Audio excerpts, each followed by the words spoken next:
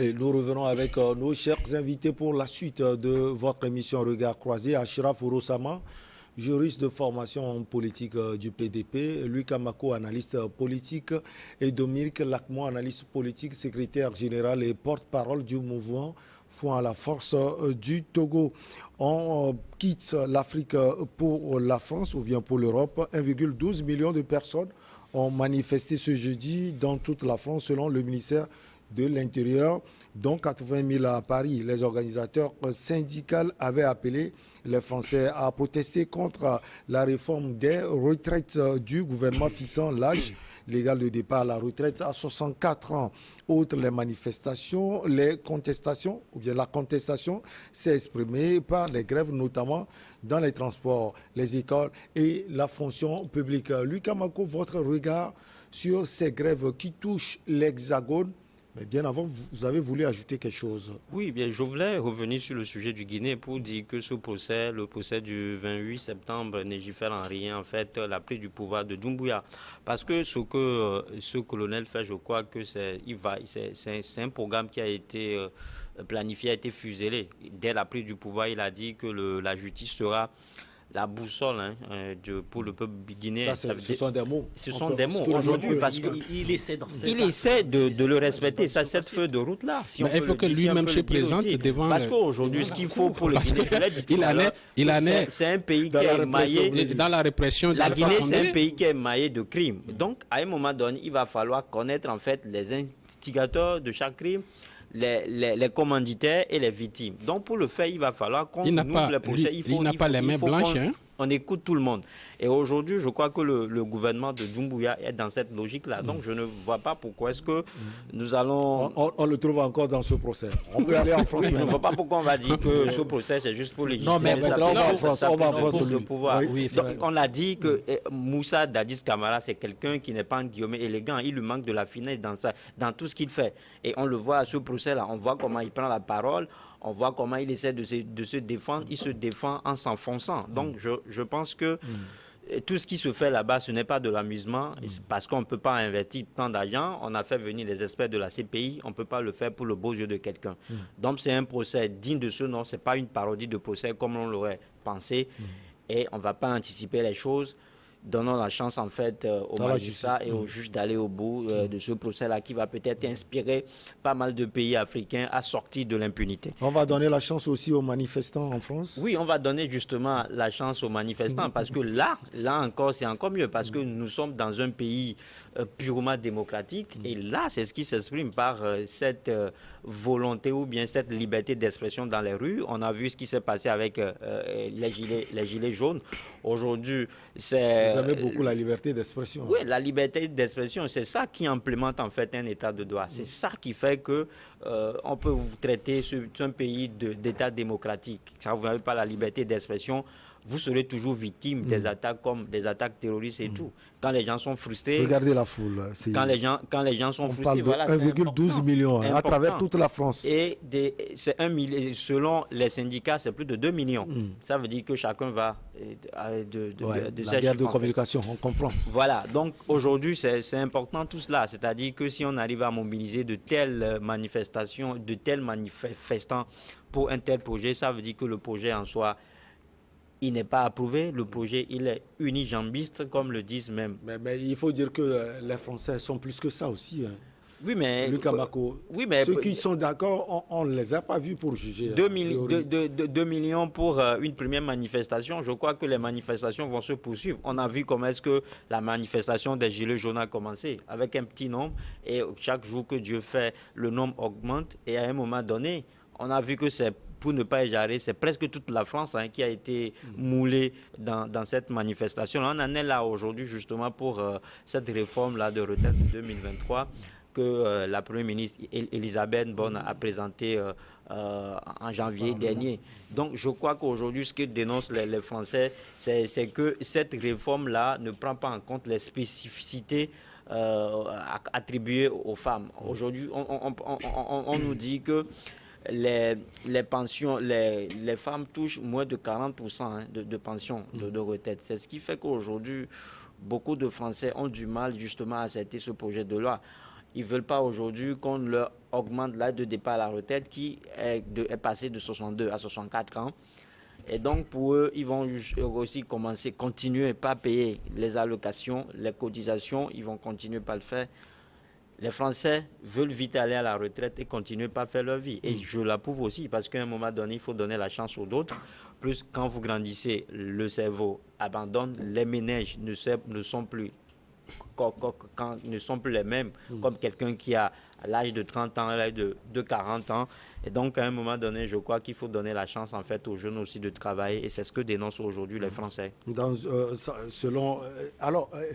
J'allais dire quelque chose. Oui. Cette chose m'échappe. Mais c'est quand même surprenant, parce que c'est le contraire, on voit souvent sur les tropiques, ne pas partir vite à la retraite à Achraf Ouro Sama. Oui, mais nous avons une conception de la trajectoire professionnelle qui n'est pas le même. Et j'aimerais quand même rectificatif quand M.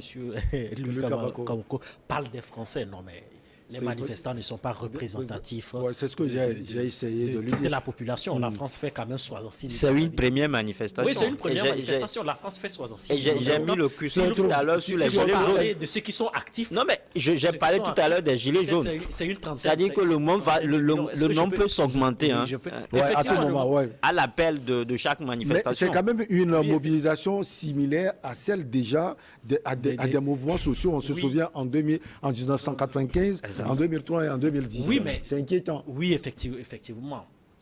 C'est vrai que vous vous référez aux événements historiques. Au fait, la France est un pays, historiquement, la France est un pays difficile à réformer. Difficile à réformer. Je crois qu'avec l'arrivée d'Emmanuel Macron à la magistrature suprême, il avait manifesté cette volonté-là de réformer en profondeur la France. Parce que la France, aujourd'hui, dans l'Union européenne, est dans une sorte de déclassement vis-à-vis même de l'Allemagne qui est devenue la locomotive. Et donc, il faut réformer ce pays.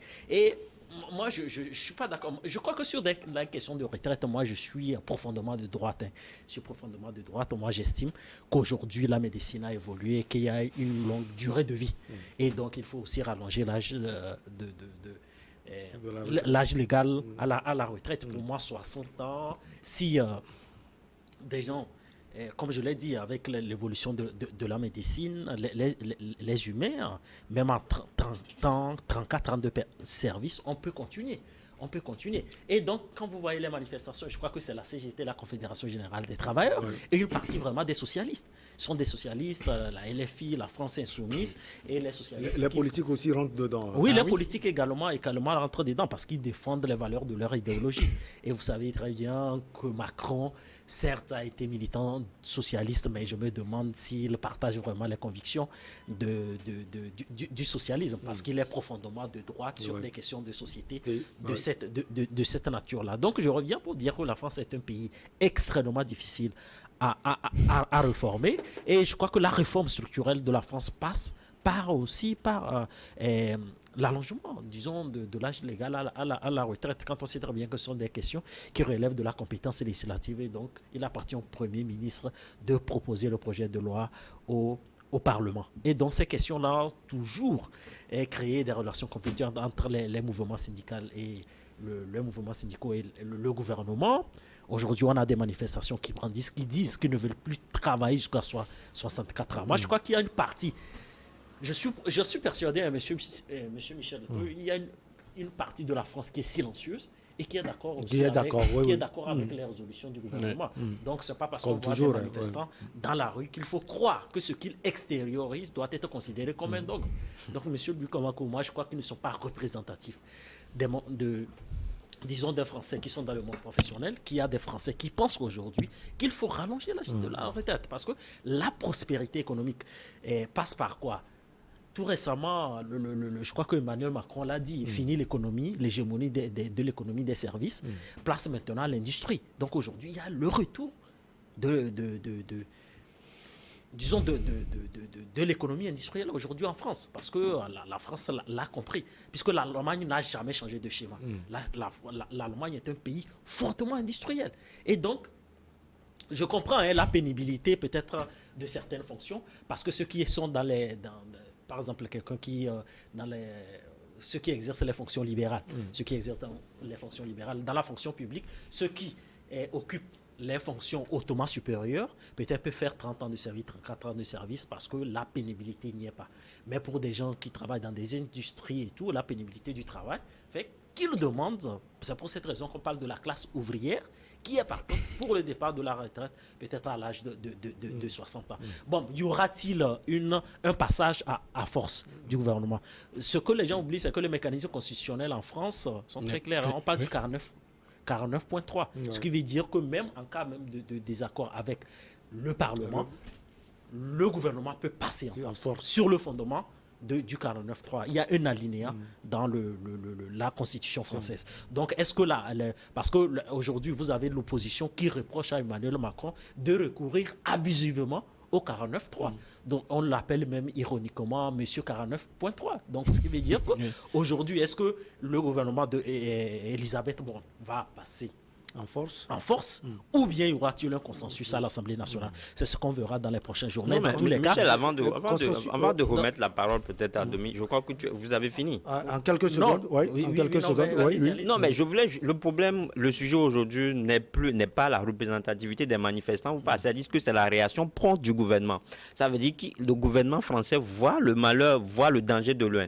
Vous avez vu Emmanuel Macron a dit que en fait, le sujet sera débattu à l'Assemblée nationale. Et c'est ça aussi. Comme un bon président. Oui, c'est ça aussi ce qui est important. Ça veut dire que je reviens toujours sur le vocable État démocratique. C'est-à-dire que quand vous êtes dans un tel État, tout se décide au Parlement. Ce n'était pas parce que peut-être Emmanuel Macron a la majorité au Parlement que le test là va passer comme il était à la poste. Non. C'est-à-dire que ce sont des représentants... Ça fait déjà débat au Parlement. Ce sont des vrais représentants du peuple qui vont peser et sous-peser ce projet de loi là. Ils verront si est-ce que ça va dans l'avantage des Français. Si ce n'est pas le cas, ils ne vont pas le voter. C'est ça aussi. Et je crois que le ministre du Travail et de l'Emploi même a reconnu que la manifestation était importante. Ça veut dire qu'aujourd'hui, il y a péril en lendemain, il va falloir agir vite. Je l'ai dit, ça dit que quand la question que tu posais sur cela à Chirac, tu disais que c'est plutôt le contraire que nous réclamons. C'est juste parce que dans les pays comme la France, en fait, dans les pays occidentaux, le travail, c'est-à-dire les gens commencent à travailler tôt. Ce n'est pas chez nous où tu décroches ton premier boulot à 40 ans, à 45 ans. Quand vous travaillez tôt, ça veut dire que vous vous fatiguez au fil de l'âge. Donc, à un moment donné, il faudrait que vous ayez... Vous reposez énormément. Donc, c'est ce que dénoncent aujourd'hui les Français. Ils ne veulent pas travailler, ils ne veulent pas prendre toute leur vie pour travailler. Est-ce que vous voyez?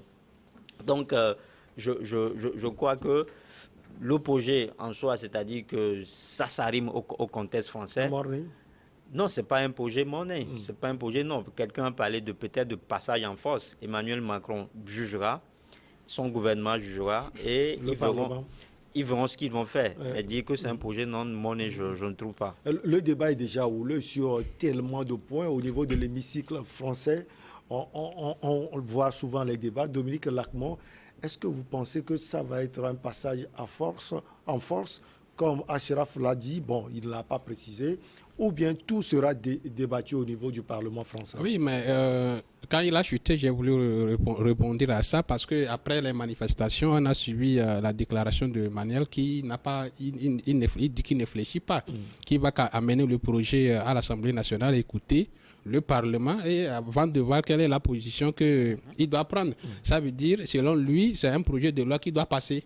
Et il a, en parlant... Non, ça c'est un procès d'intention. Oui, pas forcément. On peut le ça passe à l'appréciation de la représentation nationale française. On peut comprendre Dominique également parce que c'est une idée selon... Quand j'ai dit selon lui, quand quelqu'un parle, il compte sur sa majorité. Oui, c'est sa majorité, effectivement. C'est là qu'il va donner des consignes. Mais c'est pour dire que si les manifestations allaient lui faire fléchir, peut-être il pourrait dire non, si c'est comme ça, il retire son projet de loi. Quand il dit qu'il va continuer avec le projet de loi à l'Assemblée nationale, c'est-à-dire selon lui, mais ça veut dire qu'il a quand même cette envie de faire passer la loi. C'est ce que je voulais dire, que c'est quand quelqu'un dit, après les manifestations, que non, mais il doit quand même continuer sa route à l'Assemblée nationale, c'est pour dire aux manifestants que leur sortie ne lui fait pas fléchir sur sa position. Donc, en quelque sorte, comme l'a déclaré tout de suite lui, c'est vrai, les Français, ils ont cette chance de trouver de l'emploi très tôt. Et puis, déjà, as moins de 20 ans, tu vas trouver quelqu'un qui travaille déjà. Et quand jusqu'à 65, 64 ans à l'université, tu travailles. De service, c'est vraiment... et ils trouvent ça très, très, très bizarre. Mais ça serait que dans nos pays africains ici, là, c'est... Moi, j'aurais souhaité cette réforme-là en Afrique. Parce que, vous savez, trouver de l'emploi en Afrique, c'est aussi un grand problème. Et les gens, déjà, même à 45 ans, n'ont pas encore d'emploi. On lance des concours ici et avec des diplômes professionnels, on augmente là jusqu'à 45 ans pour pouvoir repêcher des gens qui sont restés pendant longtemps sans emploi. Maintenant, pour essayer de créer, d'éviter les frustrations liées au départ à la retraite, très tôt, parce que j'ai eu 45 ans, 50 ans avant de trouver de l'emploi. Quelqu'un à ce stade, tu sais qu'il a quelques années seulement pour aller en retraite. C'est ce qui occasionne des corruptions, de tout ce qui est la gestion chaotique, parce que les détournements, mais à 50 ans, tu arrives à la fonction, les premières intentions, il faut accumuler, chercher à réaliser comme les autres, il faut rattraper le retard, et ça frustre, et tout ça, ça amène, ça ne donne pas quand même, ça amène les gens à faire des détournements. Donc si cette réforme-là était dans nos tropiques ici, là, j'aurais apprécié. Parce que d'abord, nous avons des présidents octogénaires, nonagénaires. Pourquoi pas les fonctionnaires ne peuvent pas être des fonctionnaires de 65 ou bien 70 ans. Mais je pense que ça serait mieux que Emmanuel Macron, qui a beaucoup d'amis en Afrique comme président, puisse passer sa réforme vers ici que de déranger les Français qui... Alors, 30 secondes. Oui, mais je crois que moi j'ai plein de désaccords avec le président de la République française Emmanuel Macron, mais je crois que sur des questions sociales, moi j'aime beaucoup sa posture. Vous savez quoi? La rue ne dirige pas un pays. Ça, c'est vrai. La rue ne dirige pas un pays. On ne dirige pas un pays. Voilà, il ne peut pas, il ne peut pas se soumettre au diktat de la rue. Et quand j'écoute M. Luc Amako, je crois qu'il est dans cette logique-là.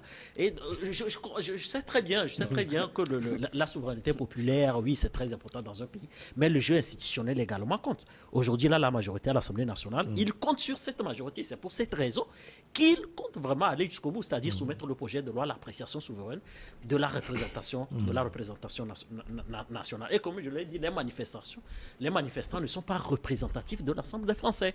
Il y a une majorité silencieuse aussi en France qui sont d'accord avec cette mesure gouvernementale-là. Et donc, moi je dis sur des questions, moi je suis profondément de droite.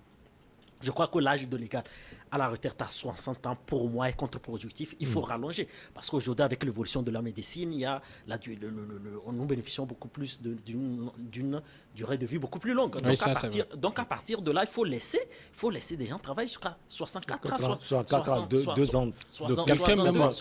Quelqu'un même avait proposé même 70 ans. Parce que déjà à 70 ans. Dans tous les cas, la prospérité, tout ce qu'on recherche. Je vais vous contredire en vous disant que l'espérance de vie diminue d'année en année. Allez, on va marquer la dernière pause. On revient pour la suite et la fin avec nos invités.